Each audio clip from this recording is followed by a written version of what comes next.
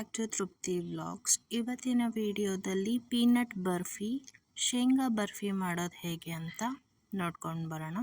Same kaju katli ಥರನೇ ಇರುತ್ತೆ. ನಾನಿಲ್ಲಿ 1 ಕಪ್ಪಷ್ಟು ಶೇಂಗಾ ತೊಗೊಂಡಿದ್ದೀನಿ, 10 ಗೋಡಂಬಿ, 1 ಕಪ್ಪಷ್ಟು ಸಕ್ಕರೆ, 3 ಸ್ಪೂನಷ್ಟು ತುಪ್ಪ, ಹಾಗೆ ಏಲಕ್ಕಿನ ಪುಡಿ ಮಾಡ್ಕೊಂಡಿದ್ದೀನಿ. ಇವಾಗ ಶೇಂಗಾನ ಒಂದು ಪ್ಯಾನಿಗೆ ಹಾಕ್ಕೊಂಡು ಹುರ್ಕೊಳ್ಳೋಣ. ಈ ಥರ ಸಿಪ್ಪೆ ಸುಲಿಬೇಕು, ಆ ಥರ ಹುರ್ಕೊಳ್ಳಿ. ಸಿಪ್ಪೆ ಎಲ್ಲ ತೆಗೆದಿಟ್ಕೊಂಡು ಮಿಕ್ಸರ್ ಜಾರ್ಗೆ ಹಾಕ್ಕೊಂಡಿದ್ದೀನಿ. ಹಾಗೆ 10 ಕ್ಯಾಶ್ಯೂ ತೊಗೊಂಡಿದ್ವಲ್ಲ ಗೋಡಂಬಿ, ಅದನ್ನು ಹಾಕ್ಕೊಂಡು ರುಬ್ಕೊಂಡಿದ್ದೀನಿ. ಇವಾಗ ಇದನ್ನು ಜರಡಿಯಿಂದ ಈ ಥರ ಪೌಡರ್, ಸ್ಮೂತ್ ಪೌಡರ್ ಬೇಕಾಗುತ್ತೆ ನಮಗೆ. ಸ್ಮೂತ್ ಪೌಡರ್ ಆಗಿದೆ. ಇವಾಗ ಒಂದು ಪ್ಯಾನ್ಗೆ ಸಕ್ಕರೆ ಮತ್ತು ನೀರು ಹಾಕ್ಕೊಳ್ತಾ ಇದ್ದೀನಿ. ಪಾಕ ಮಾಡ್ಕೋಬೇಕಲ್ಲ, ಸೊ ಪಾಕ ರೆಡಿ ಆಗಿದೆ.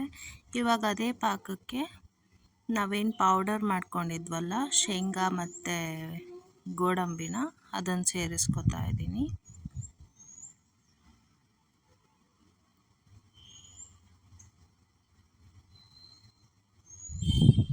ಈ ಥರ ನಿಧಾನಕ್ಕೆ ಎಲ್ಲನೂ ಮಿಕ್ಸ್ ಮಾಡ್ಕೊಳ್ಳಿ. ಈ ಥರ ಮಿಕ್ಸ್ ಮಾಡ್ಕೊಳ್ತಾ ಇರಿ ಅದನ್ನು.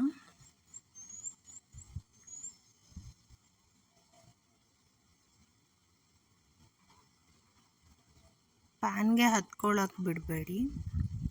ಇವಾಗ ತುಪ್ಪ ಹಾಕ್ಕೊಳ್ತಾ ಇದ್ದೀನಿ. ತುಪ್ಪ ಹಾಕ್ಕೊಂಡು ಮತ್ತೆ ಒಂದು ರೌಂಡ್ ಮಿಕ್ಸ್ ಮಾಡ್ಕೊಳ್ಳಿ. ಇವಾಗ ಏಲಕ್ಕಿ ಪುಡಿ ಹಾಕ್ಕೊಂಡು ಮತ್ತೆ ಮಿಕ್ಸ್ ಮಾಡ್ಕೊಳ್ಳಿ.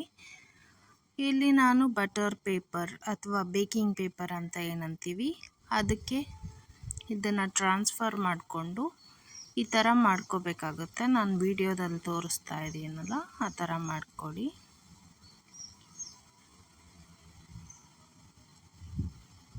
ಸೊ ನಮಗೆ ಕಟ್ ಮಾಡ್ಕೊಳ್ಳೋಕೆ ಈಸಿ ಆಗುತ್ತೆ ಈ ಥರ ಮಾಡಿದ್ರೆ, ಇಲ್ಲಾಂದರೆ ಮೆತ್ತಗೆ ಹಾಗೆ ಇರುತ್ತಲ್ಲ.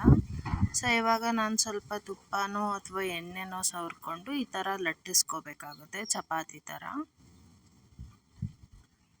ಸ್ವಲ್ಪ ದೊಡ್ಡದಾಗಿ ಚಪಾತಿ ಥರ ಮಾಡ್ಕೋಬೇಕು.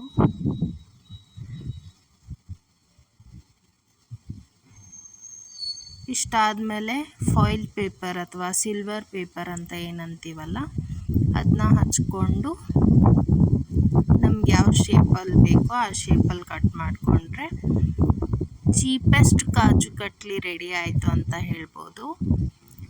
ಇದನ್ನು ಶೇಂಗಾ ಬರ್ಫಿ ಅಂತ ಹೇಳ್ತೀವಿ. ಟೇಸ್ಟ್ ಮಾತ್ರ ಸೇಮ್ ಕಾಜು ಕಟ್ಲಿ ಥರನೇ ಇರುತ್ತೆ.